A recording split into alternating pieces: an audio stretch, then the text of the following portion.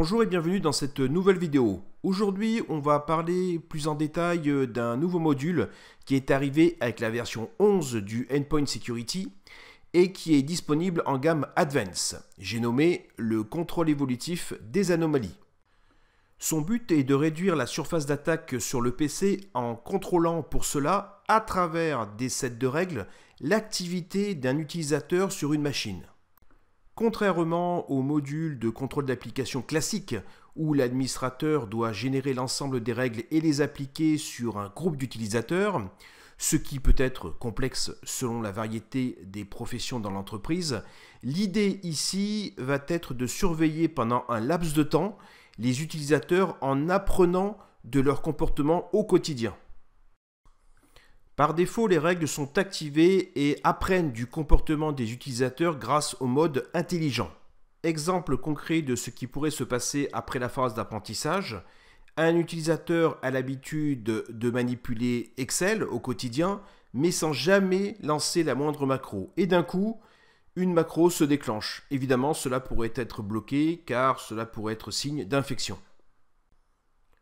Au niveau des règles, on va trouver des grandes catégories, comme tout ce qui concerne l'activité des applications bureautiques, tout ce qui peut concerner également l'utilisation de WMI, puisque beaucoup de malware utilisent les compteurs d'activité sur les machines.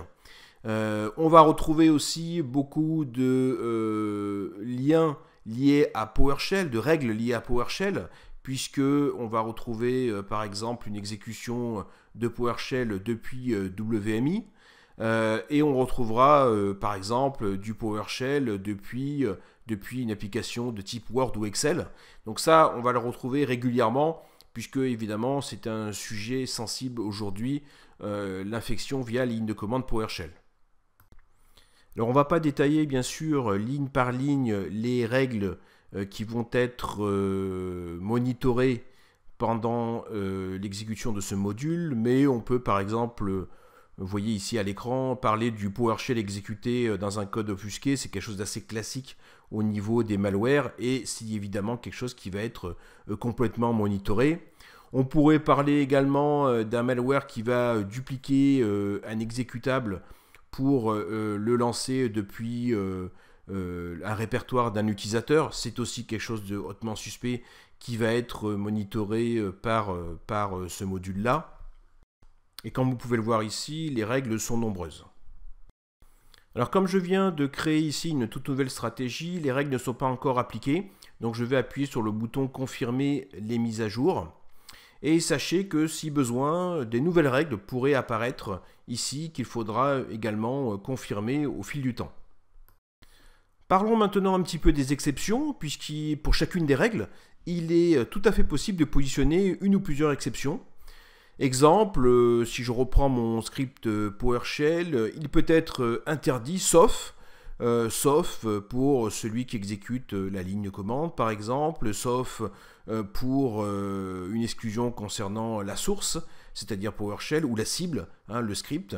Voilà, donc tout est possible au niveau de cette partie exclusion. Avant de nous quitter, parlons un petit peu des deux liens que vous pouvez voir dans la stratégie. Il s'agit de générer des rapports sur le taux d'apprentissage. Par exemple, l'apprentissage est terminé à 79%, et du nombre de déclenchements qu'il y a pu avoir. Pour le détail des déclenchements, vous pouvez consulter le second rapport qui vous donnera tout ce qui s'est passé règle par règle. Pour conclure, petite démonstration, donc je vais faire quelque chose bien sûr qu'il ne faut jamais faire, c'est-à-dire arrêter tous les moteurs sauf le contrôle évolutif des anomalies. Je vais accélérer un petit peu cette partie-là pour ne pas perdre de temps. Et j'enregistre ma configuration, en précisant bien sûr, comme ici, le nom d'utilisateur et le mot de passe si nécessaire. On constate que c'est bien le cas dans l'interface, au niveau des modules de protection, je n'ai que ce module-là d'actif. Ensuite, je vais lancer une feuille Excel qui a une originalité, c'est qu'elle lance elle-même une ligne de commande PowerShell. Et là, on peut le voir immédiatement. Le logiciel intervient avec un message très explicite sur le problème. On va tout de suite aller dans les rapports pour en savoir un peu plus. Et on va immédiatement constater que le module a bien fait son travail, puisque une action du processus a été bloquée. Donc si on rentre dans le détail, le fichier Excel contenait une ligne de commande PowerShell intitulée mypsfile.ps1 et c'est celui-ci qui a été bloqué comme cela était prévu. En plus, vous remarquerez le répertoire qui est un répertoire non classique.